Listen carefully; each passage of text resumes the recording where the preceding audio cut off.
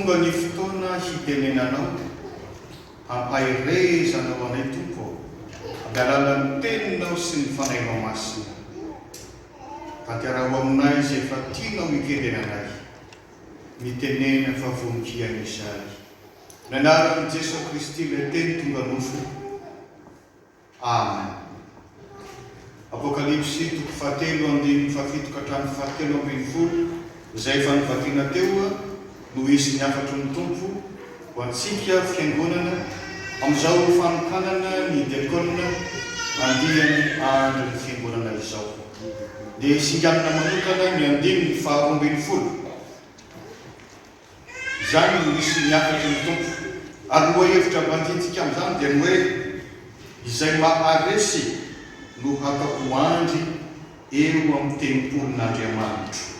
Izay maharesy no hatako andry eo amin'ny tempolon'Andriamanitra. Isika izay mamaky soratra masina dia mahalala fa ny Apokalipsy 2:7 dia taratasy na afatra nosoratana ho an'ny fiangonana 7 tany Asia.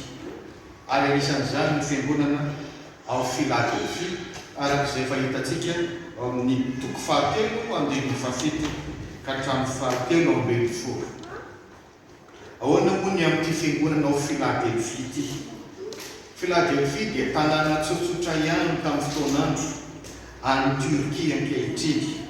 Izany Turkia izany dia anisan'ny tanàna izay nisy fiangonana kristianina matanjaka tamin'ny fotoanandro. Kelikely ihany koa raha ny fiangonana ao Filadelfia no resahana raha oharina amin'ireo fiangonana 9 sisa. Azo ambara hoe kelyhely fa zao no mahagaga. Izy reriny tsy nahazo fanankianana. Eny fanosaorana mihitsy azy. Ary izay hitantsika eo amin'ny 9 hoe fantatro ny asanao fa manana helikely ihany ianao nefa mitandrina ny teniko ary tsy mba nandany anarako. Eny isika koa raha oharina amin'ny fiangonana hafa dia mbola kely. Vao tamin'ny faran'ny taona no naorina. Zao vao mba misy diakonina. Fa rehefa misy mpankatoavana tenin'Andriamanitra, zava-dehibe amin'Andriamanitra ataony tantara ho fianarana mandrakandroany. Azam-boarikivy naketraka mieritreritra hoe kely ianao dia tsy hita amin'ny tompo na tsy manan-danja. Fa rehefa mankatony tenin'Andriamanitra ianao zava-dehibe aminy. Tsy vitan'izay ny saorana fotsiny fa mbola nomena fampanantenana. Hitantsika amin'ny 10:10 sy ny 12. Izao kosa hiaro anao ho voavonjy amin'ny andro fakapanahy izay efa hiatra amin'izao tontolo izao. Ary izay maharesy no atako andry eo amin'ny tempolon'Andriamanitra. Izay maharesy no atako andry eo amin'ny tempolon'Andriamanitra. Inona moa ty tempolon'Andriamanitra ity? Mazava ho azy ny heviny voalohany manambara ny tranon'Andriamanitra. Ary tamin'izany fotoana dia ny tempolo tokana izay tao Jerosalema. Fa ny tempolon'Andriamanitra koa ny Apokalipsy dia anambarana ny fiangonan'ny mino makao amin'izany fiangonana izany. Ary amin'ny maha fiangonan'ny mino azy dia hoharina amin'ny trano izy. Koa ny filazan'ny apôstôly Paoly amin'ny Korintianina 2:7 mantsy ny mpivavaka sahan'Andriamanitra sy trano arafitr'Andriamanitra ianareo. Hoharina amin'ny trano ny fiangonana olona. Fa androna koa fiainana ara-panahy ary fiainana mandrakizay miaraka amin'Andriamanitra ilay hoe tempolon'Andriamanitra raha ny bokon'ny Apokalipsy. Ilay andro kosa na pilier raha aravaky teny dia le tsanganana rindrina matanjaka izay tsy maintsy atao rehefa manao trano lehibe sy avo mba hiazona azy ahitra tsy mora irodana na dia avo sy lehibe tahaka izany azy. Izany hoe raha raisina amin'ny arakeviny izany le hoe andry ianao dia zao misy fahavonana ijoro ary ijoro anday amin'ndraikitra ao aminao mba ampaharitra zavatra maro be anome endrika tsara. Ary le hoe andry ao amin'ny Baiboly dia fiantso ireo olona iverina fa manan-danja. Petera, Jakoba, Jaona, izany zao dia natsona hoe andry tamin'ny samy apôstôly satria izy telo lahy ireo dia atsomy tompo matetika. Rehefa hitokana ivava, rehefa akadinidinika manokana, atsono matetika mitokana miaraka aminy. Ary zany no tonga ny apôstôly Paoly milaza an'izany hoe andro ireo ao amin'ny Galatiana 2:5. Mino fa avy an-tsaina ankehitriny ny filazana hoe ianareo dia ataoko andry eo amin'ny fiangonan'Andriamanitra. Ry izy 17 mianadahy, ianareo koa dia natsoin'Andriamanitra ho andry atao amin'ity fiangonana ity. Araka ny anarany andiany izay isan'orana rahateo, andry ny fiangonana. Fiantsoan'Andriamanitra no natonga anareo amin'izany, fantatrareo tsara izany, efa niofantsika. Ary raha tena mahatoky anareo dia milaza aminareo aho fa oloha raha mipitahina ho anareo io. Ho tanterahan'Andriamanitra ny teny fampanantenana raha maharitra amin'izany asa famponizany anareo. Mahereza, aza mora kivy. Fa raha kivy na reraka anareo, inona no miseho? Somle andro raha tsingilangila ho le andro na nirodana mihitsy, inona no miseho? Rodana amin'ny trano ray manontolo. Satsy zany dia loza ho an'izay mipetraka ao zany, loza ho an'ny fiangonana raha ho iaho hoe hoarina amin'ny trano ange ny fiangonana. Ahoana moa zany raha mipratika ny fiainan'ny fiangonana? Rehefa tsy tonga manao servisy ianao dia misy zavatra tsy lahavolaga ny fanompam-pivavahana.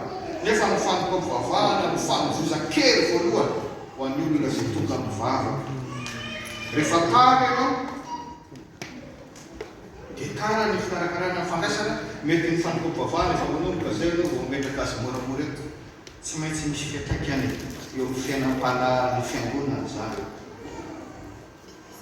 Rehefa tsy tamivavaka intsony ianao, nefa ianao aza ilay mba voafito tao anatin'ny maro mba modelo amin'ny mpiara-mivavaka rehetra, dia mety mba hevitra koa ny vavaka sasany izay malemy. Hitanao amin'izany fa tena manana anajana toerana lehibe ianao eo amin'ny fiangonan'Andriamanitra izay figananao. Raha amin'ilay kisarikaza moa dia hoe tsy mitovy amin'ny singa hafa rehetra intsony ny andro eo amin'ny trano, tsy mitovy amin'ny vavaka tsotra intsony ianareo, fa tonga tompona andraikitra. Eny azo antsoina hoe zokiray aman-dreny azy, ary saripady zao toerana misy anareo zao.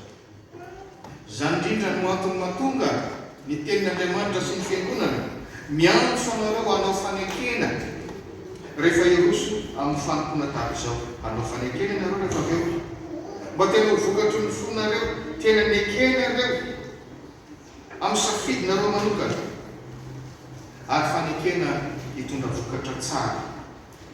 Ny fanekena ataonareo dia mampiseho fa amin'Andriamanitra ianareo no mifampiraharaha, tsy ny mpitandrina no lehibe anareo, lehibe amin'ny lafiny asa fanompona angano, fa ny patron-tsika dia Andriamanitra ihany. Izy ihany no hitsara, izy no hamaly fitiantsika arak'izay fanompoantsika. Ho tahaka amin'ny Jesosy Kristy miomana hanetry tena amafisiko izay. Raha tsy misy fanetretena, tsy aritra amin'ny fanompony io anao. Tsarovy ny fifanantsika zany dekônina zany, araka ny teny grika izay nanomezana azy io dia mpanompo, ary ny tena marina mpanompo miosombovoka.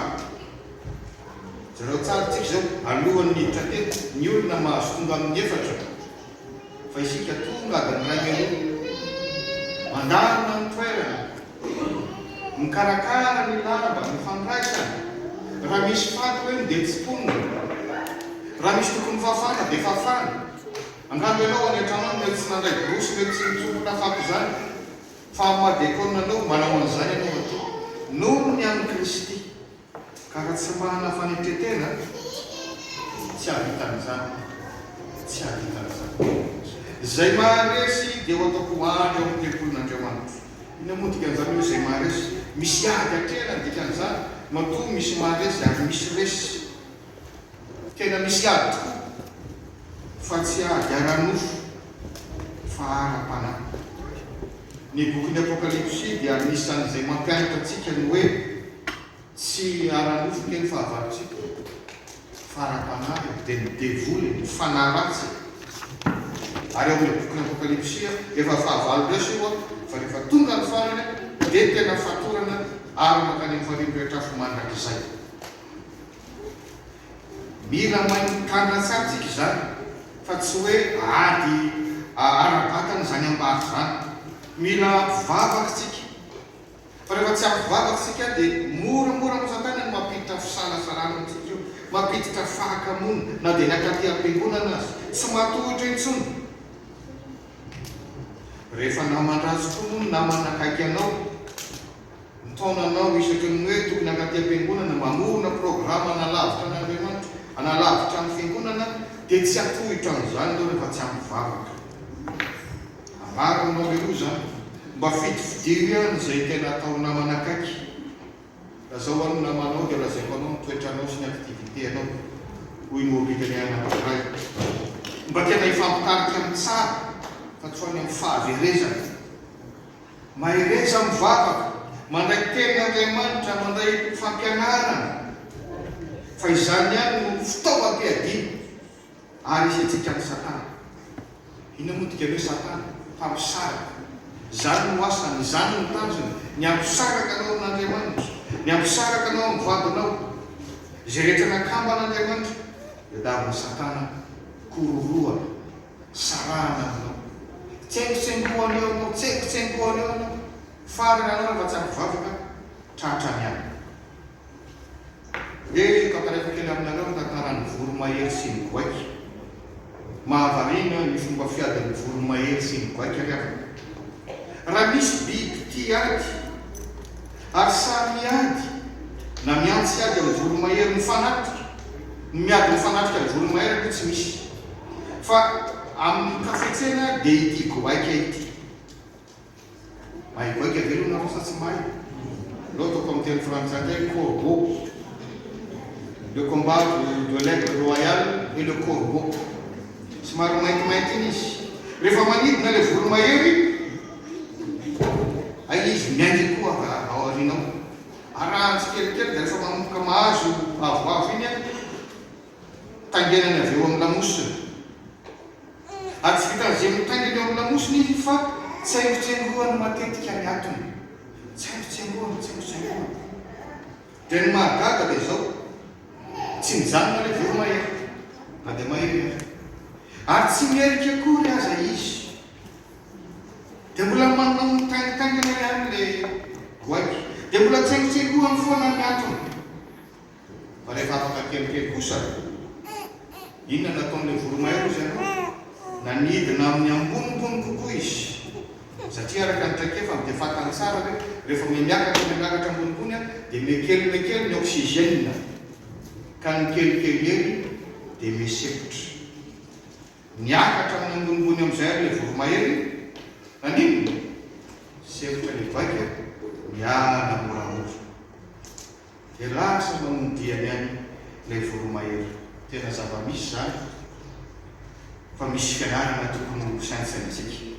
Zao mambarako anao, ny fiangonana raha mbola ety an-tany tsy mbola fanjakan'ny lanitra. Ka sao anao manao za tsy hoe fanjakan'ny lanitra le zany le paster. Tiako hoe matao diakona. Dia zao nataon'ilay mpivavaka fosafosa. Tsy loatra izay ahitan'izany anao aty, tsy mbola fanjakan'ny lanitra. Raha izany no ataonao hoe excuse fa mijanona tsy mivavaka ianao na mijanona tsy manao diakona intsony dia tsy ho afaka amin'izany ianao na ifindra iteny fiangonana fireo azy. Fa zao misy tsy loatra izay misy olona koa ao am-piangonanao mitsaingotsaingoka foana, dia nindrinindry foana, manao izay anakatsakanana ny dianao. Tsy loatra izay misy an'izany. Impiry moa ny toy hoe tsy mpivavaka daholo nge mazana no am-piangonana. Mba misy mpiangona koa, mandeha iny avany dia mandeha izy, mandeha ny namany dia mandeha izy, fa izy tsy tena mbola babiny Kristy ny fomba. Dia tsy loatra izay misy le mitsaingotsaingoka foana. Zavatra fatapaka izao tsengohany indray le réseaux sociaux iny, tsy mety iny fatapaka, tsy mety le nataonao iny ao anaty réseaux sociaux ianao no ahitsany, tsindritsindriny. Zao tsika tsy araka nataon'ny tompo hoe tsy ataontsika fiareny jiolany tranon'Andriamanitra ka hoe manainga sazy izy ka hoana tsy anainga sazy manompo izy ka hoana tsy anompo tsia miasaina mianatra mivoro mahery tsika zao hoe tao sehatra ambonimbony kokoa ny adinao tatsy zany ny omodika neo adina misehatra ambonimbony hoe tao amin'Andriamanitra ny adinao zay le hoe nareo angina fa Andriamanitra miasa mevitena no marary misy misy fiaretana zay le fanetretena keny manetretena koa misy fiaretana fa rehefa hoentinao miaraka tena hoentinao ambavaka tena mivavaka ao amin'ny fonao ho an'le olona ianao dia ho hitanao zany Andriamanitra miasa avelao Andriamanitra miasa miala moramora ihany reraka ihany ary mba hoento ambavaka izy manantona ny tompo koa fa ndikaninga mbola tsy manana izy rehefa tsy manana izy ianao le manana ioa manahirana azy ohatrany miapanga azy hoe ianao to mazoto be amin'ny fanontona ianao to tena mivavaka ianao tena vamaika koa falifaly fa izy tsy mahita tsirony dia satrony keo anao mba sakatsakanana manao fa tahaka ny voro mahery efa misy di ho alehany any ka nahitaingana sy hitsangisainy koa azy ianao tsy hijanona midiana izy fa mahana-tanjona izy niaraka ny tompo mandraka izay ninonina faharatsiana mety ho irosomy zao tontolo zao dia mahery izy le voro mahery n'Andriamanitra fa andro ny fiangonan'Andriamanitra ianareo ny izay anakana anareo Jesosy Kristy tao ambony azo fijaliana maty ho anao banjeny dia mbola avelo isa mafisika oloha ranom-pitahiana ho anao ny fiarahanao sy ny manompo amin'ny Kristy loha ranom-pifaliana ho anao sy ny angonanao azy n'Andriamanitra iray ny voninahitra. Amen.